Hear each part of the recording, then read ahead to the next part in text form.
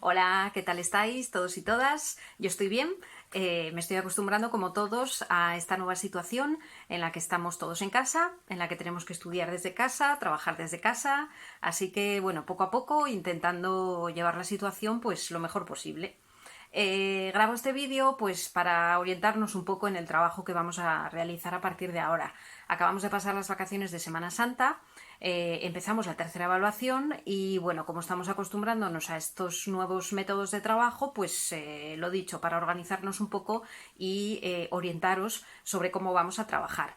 Básicamente vamos a seguir trabajando con Google Classroom porque veo que prácticamente todos estamos ahí y que prácticamente todos lo domináis, o sea que seguiremos trabajando con ese sistema. De todas maneras, sabéis que mi correo electrónico lo tenéis y que me podéis escribir cuando queráis porque yo estoy pendiente siempre y lo veo en cualquier momento, o sea que para cualquier duda, sugerencia, problema que tengáis, me escribís y lo solucionamos. Por otra parte, después de la encuesta que os pasé, veo que la mayoría estáis de acuerdo con hacer alguna clase virtual. O sea que si os parece, lo voy a plantear para hacerla la semana que viene. Entonces, a través del Classroom o del correo, os lo planteo y ya cerramos un día y una hora para hacer esa clase virtual, ¿vale? Después, ¿qué vamos a hacer esta semana? Yo hoy os voy a plantear una actividad que es muy sencilla, son unas preguntas. Voy a crear la actividad en el Google Classroom para que respondáis en Google Classroom, la enviéis, yo la corrija y después la paséis al cuaderno.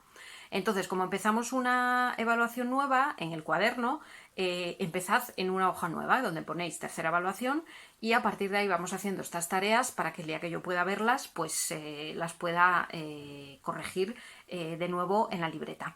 Entonces, bueno, sabéis que no podemos adelantar materia, que lo único que podemos hacer es repasar, profundizar, así que, bueno, voy a ver si consigo que hagamos tareas de las que normalmente no hacemos en clase porque no tenemos tiempo. Así que nada, voy a pasar a explicaros cuál es la tarea de esta semana. Bueno, entonces antes de explicar la tarea propiamente dicha, voy a hacer aquí un poco de repaso, introducción rápido sobre cuestiones básicas. Aquí veis que hago una pregunta que puede parecer a priori muy sencilla. ¿Qué es la historia?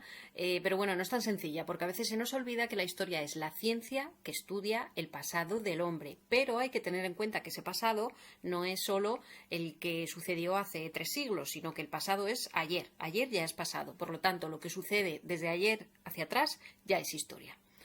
¿Qué pasa con la historia? Que está dividida en una serie de etapas históricas que ya sabéis todos súper bien. Primero, hay una primera división entre lo que es la prehistoria y lo que es la historia.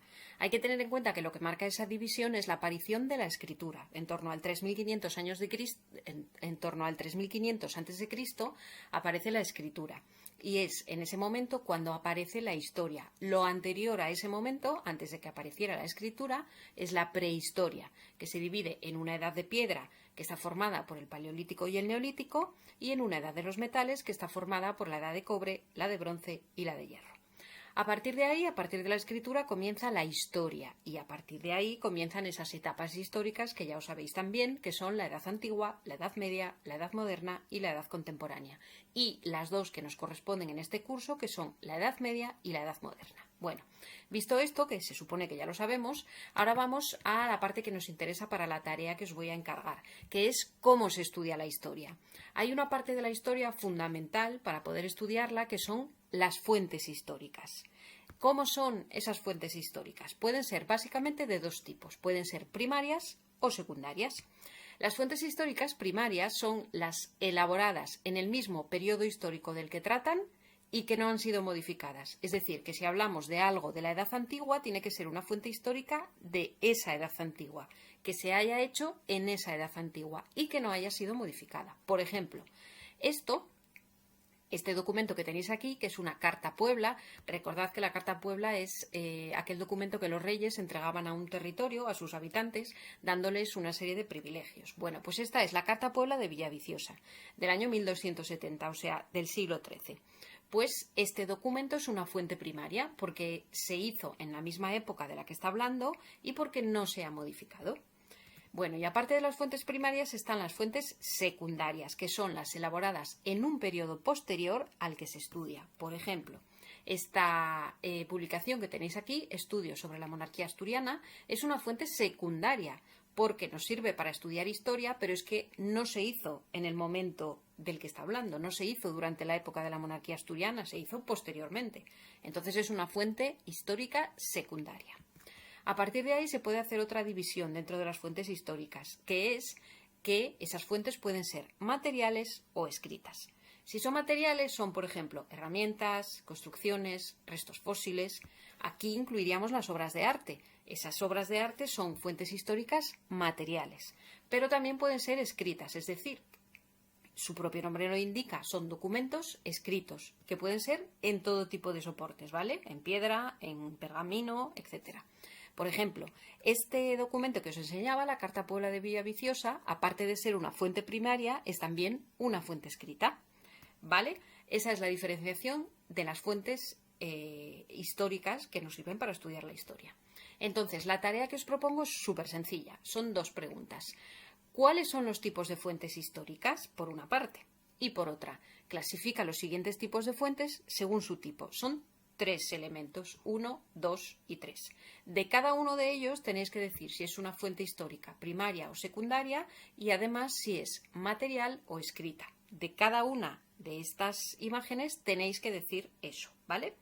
Entonces, en cuanto al cómo vais a hacer la tarea, yo voy a abrir una tarea en Classroom que se llame Fuentes Históricas, donde vais a tener este ejercicio. Vosotros lo completáis en Classroom, yo os lo corrijo y después de que yo lo corrija, lo pasáis al cuaderno.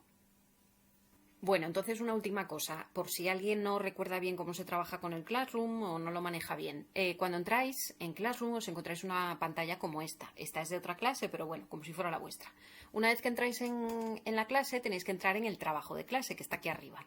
Pincháis ahí y ahora mismo no está la tarea que vosotros tenéis que hacer, pero vamos a imaginarnos que es esta misma, ejercicios del libro. Bueno, pues vosotros clicáis en la tarea y ya os va a aparecer aquí ese documento que yo subo con las preguntas que tenéis que responder.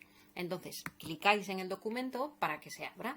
Entonces, esperáis a que se cargue y se abra y aquí tenéis, por ejemplo, la primera de las preguntas. Entonces, os ponéis aquí, escribís lo que queráis, no escribo nada. Y una vez que esté escrito y acabado el ejercicio, le dais a presentar. Una vez que le dais a presentar, se abre esta otra pantalla y entonces os dice, ¿quieres entregar tu trabajo? Sí, quiero entregarlo. Pues le damos a entregar y automáticamente a mí ya me aparecerá como que lo habéis entregado. Así que nada, es así de sencillo. Pero ya sabéis, si tenéis alguna duda o problema, escribidme. Chao.